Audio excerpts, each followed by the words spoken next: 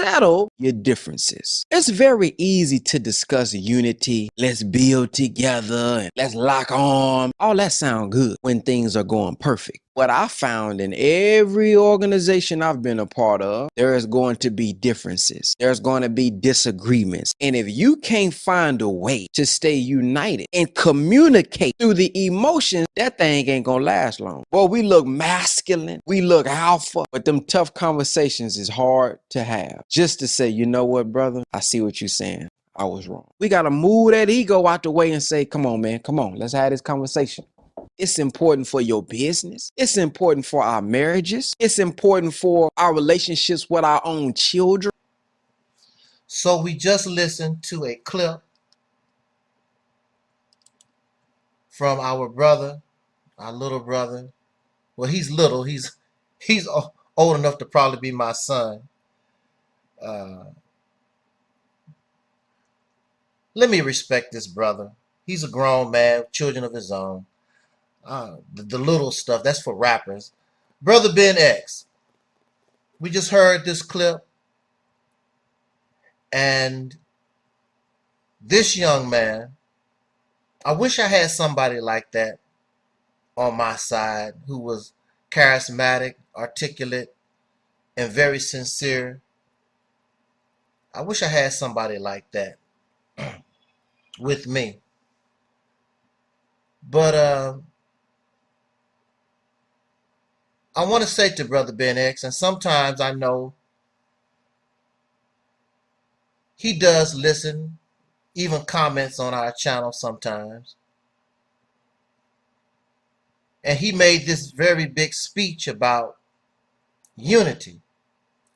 And Brother Ben X has been making calls for unity for a long time. And he does this because his example is, of course, the Honorable Minister Louis Farrakhan. I want to say this to you, Brother Ben X. I've been around this Nation of Islam. I've been around this blackity-black, pro-black community over 40 years. I want to say to you, Brother Ben X, I've been hearing this same stuff, unity, ever since I was a little boy. When I was a little boy, here you are, a young man in your 20s or maybe early 30s now, and you have to cry and beg and say the same thing. This was going on, my brother, when I was a little boy. I'm 60 years old now. What does this tell me? Now, with me, there was no social media. Everything I ever done was boots on the ground, hands on. There was no YouTube channel. There was no Instagram. There was no Facebook. Everybody you talk to, it was in person. Every flyer you put up, you put it up yourself with glue or a hammer and a nail or something. Now you have a gang of people that's just the struggle, Brother Ben X. The struggle is entertainment. They even call it that. Edutainment. How can the struggle of oppression be entertainment, sir? In any kind of form. It's an insult to Dr. King. It's an insult to Malcolm, even Elijah Muhammad. It's an insult to Marcus Garvey and Harriet Tubman and Denmark Vesey and Frederick Douglass and all our freedom fighters, to those who built Black Walls. It's an insult to even try to even make a claim, talk about edutainment, entertainment in any kind of matter. Brother Ben, they're not interested. How long? Now, you might be sincere. And you are sincere to a certain point. Because if they don't love or if they don't accept your Minister Louis Farrakhan, you're not interested. So that makes you a fraud and a fake too. Unity, and you said it yourself, unity is about compromise. But if people don't like Farrakhan, but they don't mind working with you, then you don't want nothing to do with them.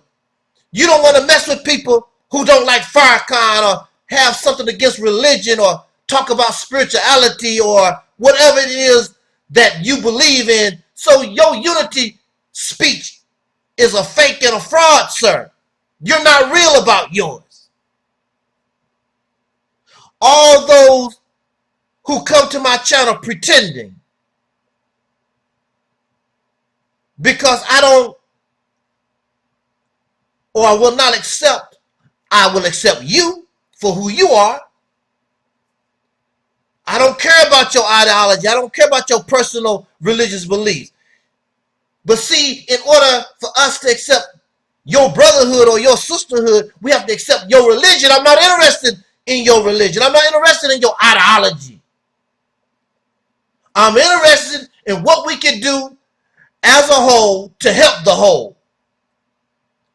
Your religion and your personal opinions, that's your business. But because people will not accept that, then you're not interested. So your speech about compromise and with people and all, it's a lie. It's not sincere. It's false. And that's why it does not exist.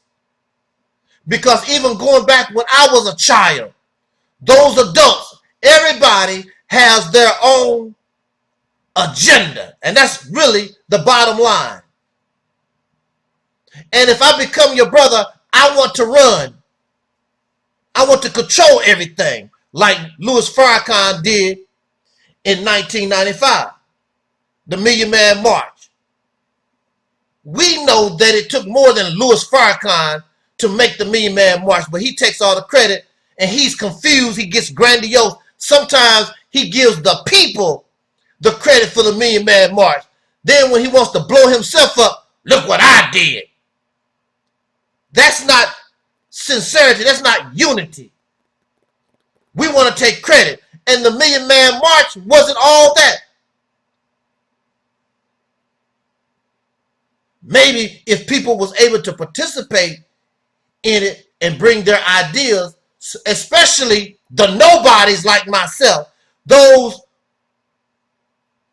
small guys, but all these popular folks got together and they created the Million Man March and produced nothing. And then you want to get mad and upset because you like the popular guy, but it's very clear that the Million Man March did not produce anything.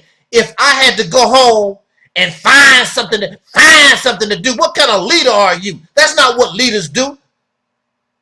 Leaders don't let their soldiers find something to do. Leaders give orders and have a plan and a goal and a purpose and a strategy. The soldiers don't find something to do. What the hell I need a leader for? What the hell I need to listen to you for if I go and find something to do on my own?